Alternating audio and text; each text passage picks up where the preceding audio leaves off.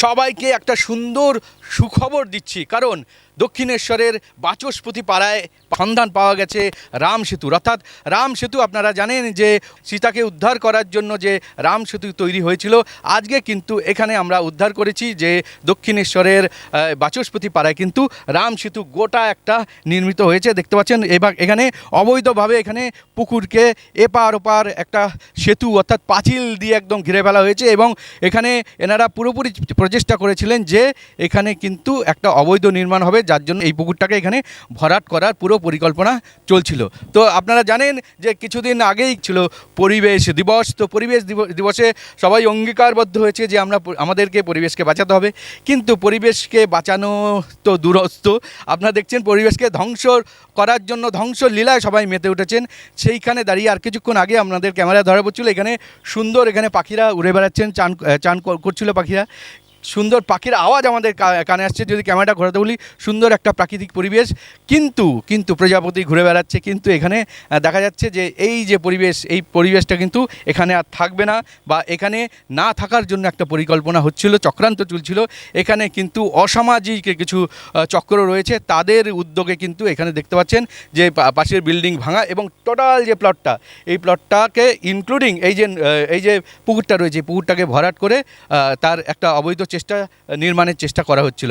তো আমরা এবার কথা বলে নেব এখানকার যারা স্থানীয় রয়েছেন তাদের সাথে, যে কি করে প্রশাসনের চোখকে এড়িয়ে কি করে এত বড় একটা নির্মাণ কার্য, এত বড় একটা পুকুর ভরাট এখানে সম্ভব হচ্ছে, এবং একই সঙ্গে এদের পেছনে কারা আছে। কারণ আমরা জানি পৌরসভার থেকে বলা হচ্ছে, বিভিন্ন জায়গা থেকে আজকে নেতা নেত্রী থেকে শুরু করে পরিবেশবিদ থেকে শুরু করে সবাই কিন্তু আওয়াজ তুলছেন যে পরিবেশকে বাঁচাতে হবে এবং অবৈধ নির্মাণকে বন্ধ করতে হবে। একই সঙ্গে পুকুর ভরাট, জলাশয় জলাভূমি ভরাট কোনোভাবেই কোনো মতেই চলবে না। তা সত্ত্বেও কী করে প্রকাশ্যে চোখের সামনে কি করে এত বড় একটা রাম সেতুর মতো প্রাচীর দেখতে পাচ্ছেন পুকুরের এ প্রান্ত থেকে ও প্রান্ত, আপনারা কি মনে করেন এটা একদম রাতারাতি তুড়ি মেরে হয়ে গেছে? কখনোই না। এখানে ইট বালি সিমেন্ট এসছে, এখানে লেবাররা কেটেছে, মজদুররা কেটেছে। কি করে এত বড় যে এই যে একটা চক্র বা চক্রান্ত এখানে সম্ভব হলো? চলুন আমরা এবার এখানে যারা সাধারণ মানুষ আছে তাদের সঙ্গে কথা বলে নেব এবং জেনে নেব যে এর পেছনে কারা আছে। চলুন। আমরা শুনতে পেলাম এই শুক্লা দেবী উনি বললেন, শুক্লা মুখার্জি, দত্ত মুখার্জি বললেন যে এটা রিন্টু বোম্মা, এবং রিন্টু বোম্মা এলাকার সন্ত্রাসী এলাকার অরিত্র বোস, তারপরে সুরজিৎ বোস, এবং এছাড়া গণেশ মুখার্জি, মানে গোবলা, এরা সবই এই এলাকারই আগেকার সন্ত্রাসী, তৃণমূলের সন্ত্রাস এবং সিপিএমের সন্ত্রাস। এরা মিলিতভাবে যৌথ উদ্যোগে এই সব কাজ করছে। এই পুকুরগুলো সব ভরাট করছে এবং প্রচুর মুনাফার ব্যাপার, এবং এখানে প্রচুর মুনাফা।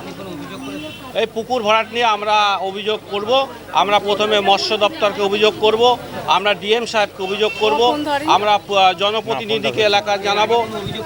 আগেও অভিযোগ করা হয়েছে, কোনো কর্ণপাত হয়নি, বরঞ্চ পুকুরটা বুঝেই গেছে এবং পুকুরটা প্রায় নিঃশেষের পথে। পুকুরের মাঝখানে পাঁচিলও পড়ে গেছে।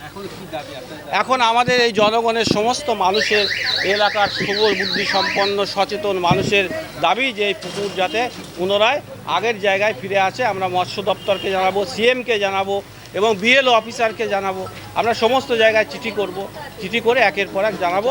যেহেতু মানুষ ক্ষুব্ধ হয়ে গেছে, সমস্ত মানুষ, পাড়ার সমস্ত মানুষ একত্রিত হয়ে গেছে, এলাকার সব মানুষ সংগঠিত হয়েছে যে এই জিনিস করা যাবে না, এই জিনিস বরদাস্ত করা যাবে না। বিশ্ব পরিবেশ দিবস গেছে এবং কিছুদিন আগেই বিশ্ব পরিবেশ দিবস গেছে। আপনারা জেনেছেন বিশ্ব ধর্মের যে বিশ্ব সচেতনা, যে আমরা পরিবেশ বাঁচাবো, পরিবেশ বান্ধব সচেতন করব, আমরা মানুষ বেঁচে থাকবো, সব কিছু গাছপালা, পশু পক্ষী, নদী নালা, খাল বিল সব নিয়ে আমরা বেঁচে থাকার প্রয়োজন আছে।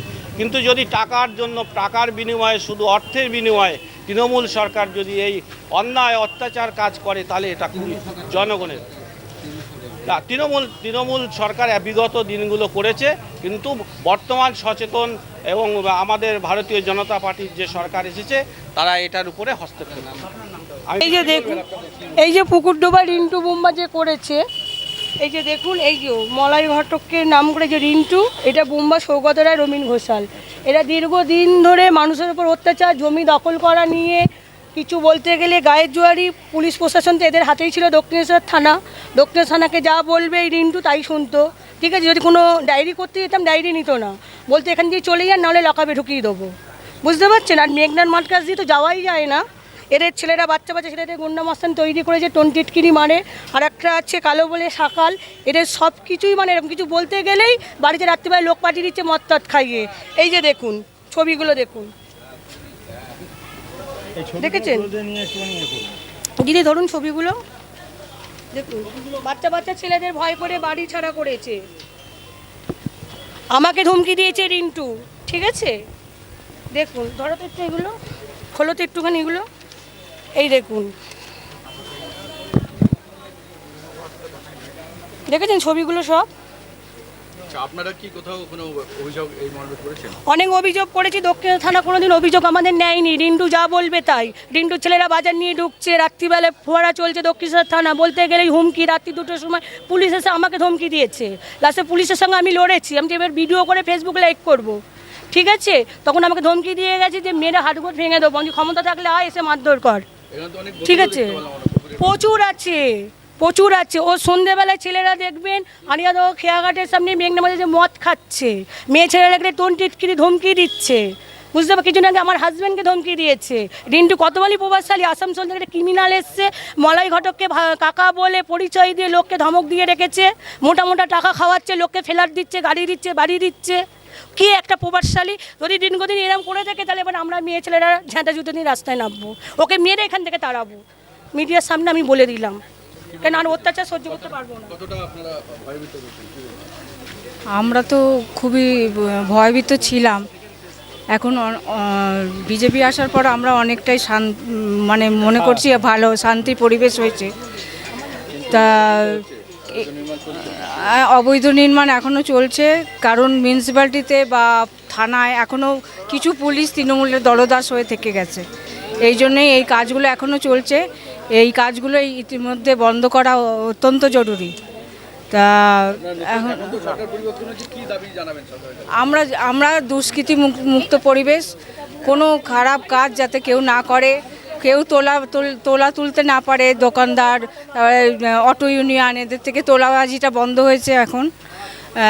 দোকানদারদের তারপরে অবৈধ নির্মাণগুলো যাতে না হয়, পুকুর বোজানো, এইসব দিকগুলো আমরা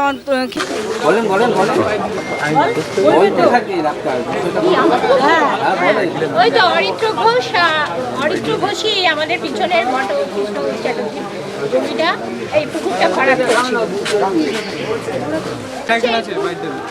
আমরা সন্ত্রাসমুক্ত পুকুরের জায়গায় ফিরিয়ে আনতে চাই, যেন এটা হয়, আর এদের যেন শাস্তি হয়। কোনো জমি যেন দালালি করে নিতে না পারে, গায়ে জোর খাটিয়ে, ঠিক আছে। এগুলো বন্ধ করা উচিত। বন্দুক দেখে কিছু বলতে গেলে বন্দুক মেশিন বাড়িতে রাতারাতি মদ খাইয়ে গন্ডা মস্তান পাঠাচ্ছে, তার সঙ্গে পুলিশকে পাঠাচ্ছে। আর দক্ষিণেশ্বর থানা তো রিন্টুর হাতে, রিন্টু মুম্বার হাতে, ঠিক আছে। রাত্রিতে বাড়িতে ঢিল মারছে, কারো গাড়ি ভেঙে দিচ্ছে ঢিল মেরে। এগুলো যেন বন্ধ হয়। যদি বন্ধ না হয় আমরা প্রতিটা মহিলা মিলে রাস্তায় নামবো, আমরাই শাস্তি দিয়ে দেবো। যদি শাস্তি না পায় আইন থেকে, তাহলে আমরা এলাকা ছাড়া করতে হবে। এরা হচ্ছে আসানসোলের গন্ডা রিন্টু, মলাইঘাটের কাছ থেকে লাইসেন্স নিয়ে সরকারি কাজ করতো।